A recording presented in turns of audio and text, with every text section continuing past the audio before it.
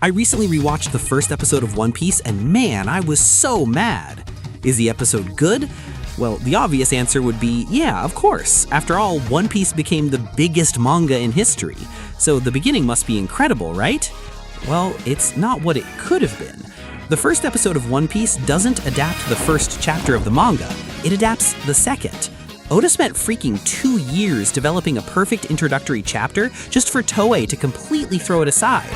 And you know what's worse? I went and looked it up, and it wasn't an accident. It was a conscious decision made by the show's producer.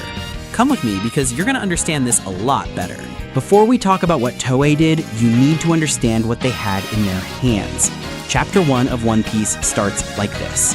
Gold Roger, the greatest pirate who ever lived. Captured, chained, about to be executed in front of a crowd in Log Town. And before he dies, he does one very simple thing.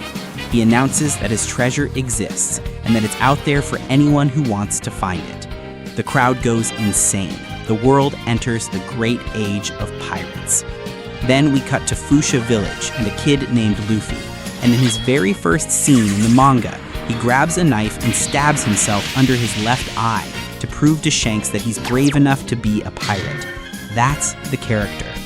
Shanks says he's not ready to be a pirate yet. They head to the bar, Luffy accidentally eats a devil fruit, and we all find out he now has rubber powers and that he can never swim again. A gang of bandits shows up and humiliates Shanks in front of everyone. Shanks doesn't react. Luffy is furious. He ends up getting kidnapped by the bandits.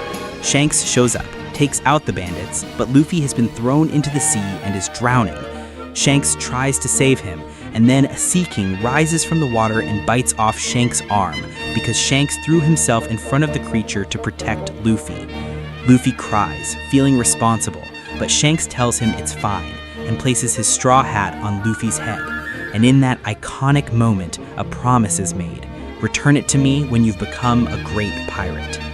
Then we cut to adult Luffy, alone in a small boat, setting out to sea. He punches a Sea King with his rubber powers and declares he's going to be king of the pirates. Man, for real, this one gets me every time. In under 50 pages, Oda nails 3 essential premises. He shows what kind of world this anime lives in through Gold Roger. Then through Shanks, he shows why Luffy wants to be a pirate and what's at stake, his promise. On top of that, he introduces the powers that exist in this world in a way that feels natural and fun. And the thing is, as time goes on and the story grows, this chapter just gets better and better. It's no coincidence that Oda spent 2 full years developing this chapter before publishing it. 2 years to fit everything together perfectly, to hook the reader from the very first page. And this is exactly what Toei decided wasn't good enough for the first episode. So what did Toei think was better than the original for episode 1 of the anime?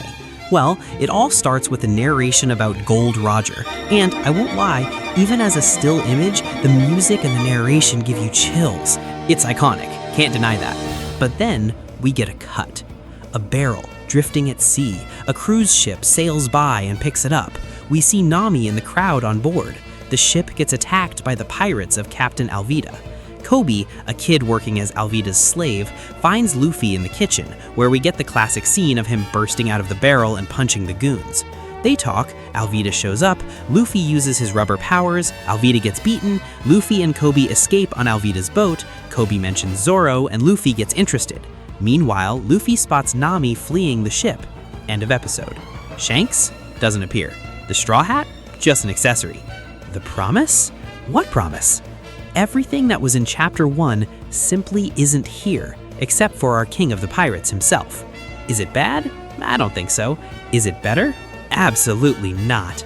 But then why swap something so fantastic that already worked? Adaptations have room to change the source material, but changing this much for no reason in the very first episode? This wasn't 100% for nothing. You might think maybe Toei didn't know what they had. I thought that too at first, but no. Manga just becomes an anime out of thin air, for starters. And when episode 1 aired, the manga had already been running for over 2 years and had become the #1 manga in Shonen Jump. This was definitely not a gamble. Toei knew exactly what they had in their hands. The reason behind this actually comes down to a tradition. There was a very clear logic in anime production at the time.